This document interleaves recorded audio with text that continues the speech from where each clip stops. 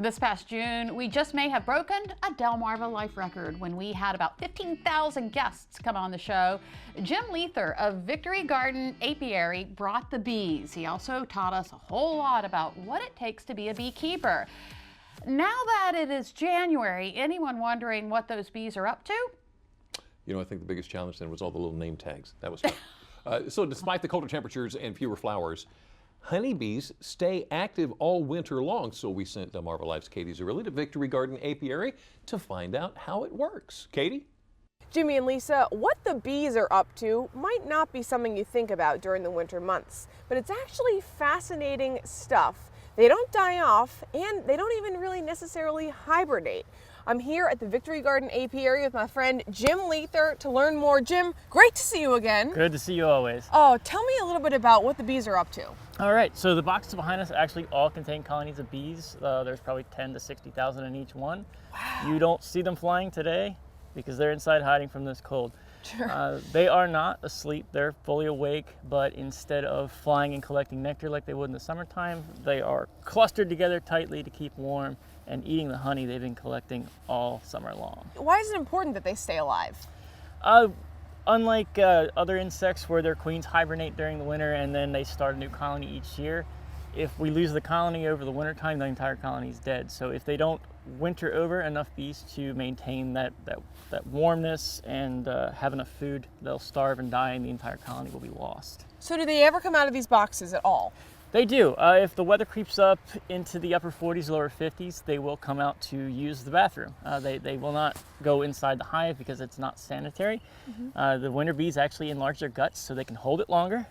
Really? Yes. And then on a day when it creeps up warm enough, you'll see an explosion of bees come out of the front of the hive, and they fly out and they do their business and they go back in. And on days like that, they'll stay out and do a little bit of cleaning and maintenance and then cluster right back up when the temperature drops. So they don't just really come out for fun? No, they're coming out for business. So if I happen to have a photographer this morning who was a little bit nervous about getting stung, you would say? That's not going to be a problem today. With it being in the 20s this morning, they are not interested in breaking that cluster.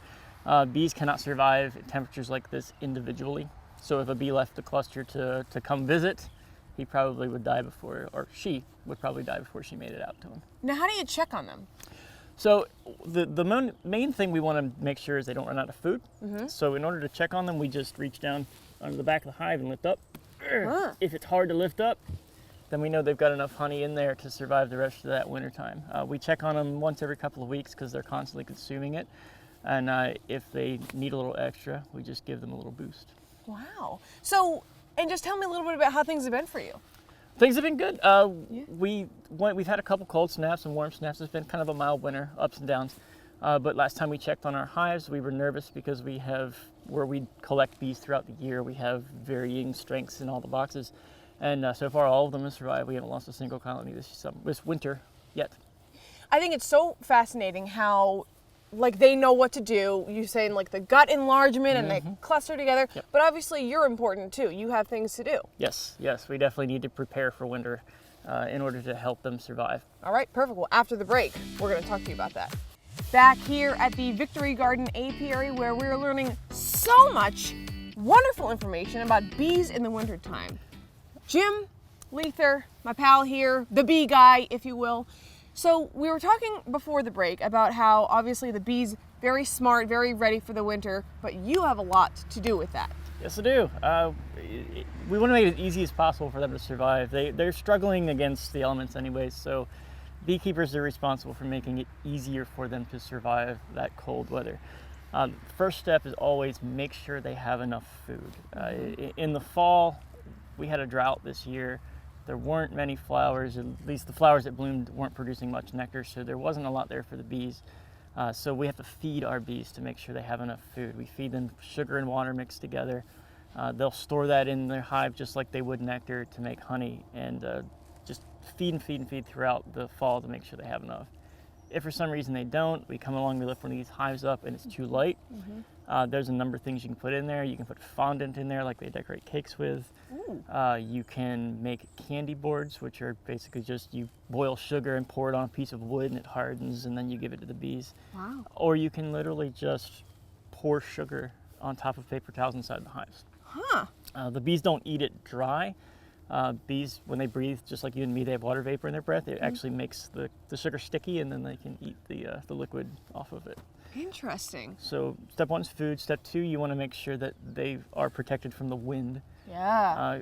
The cold doesn't usually necessarily kill them, but the wind chill makes it difficult for them. And you want to keep them dry.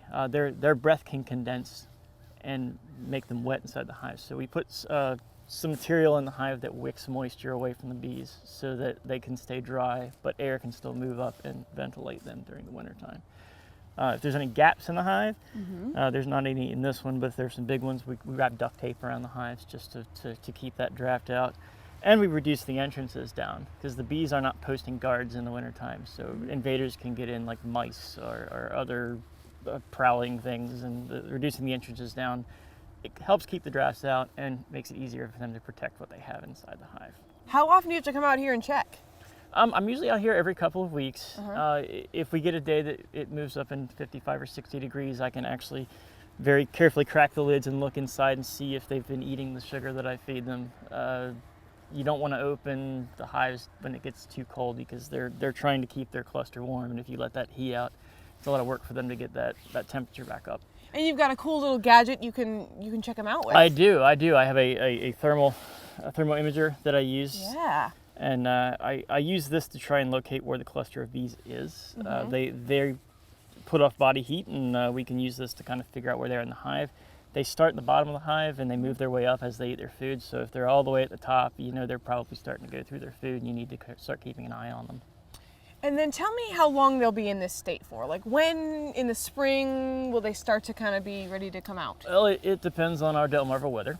But once we start consistently getting weather in the 50s and 60s, we start to see dandelions out, is when they really start to go to work. We've got to be careful in March, because in March there's not really much blooming, but it's getting warmer and they're starting to become more active, and that's usually when they starve because they're eating their food faster than they can bring it in. But yeah, usually April time is when you start to really see them start to build up again. And I've got to ask you this question. We saw online that people are interested in bees as emotional support animals. Now, is that a thing? I know I'm very comforted by bees. I feel comfortable around them, but from my own personal experience, most other people are not. Sure. So I would think that carrying emotional support bees would probably cause stress around you that would not keep you very calm. Interesting. That's probably a good point, Jim. Well, Jim, thank you so much. You're always so knowledgeable. Love talking to you. Love talking to you. All right, thanks so much, and have a good winter with the bees, and then can't wait to talk to you more in the spring, summer. Sounds good. Good deal. All right, thanks. Jimmy and Lisa? And now the idea of bees as emotional support animals came up because an Arizona man recently registered them as such.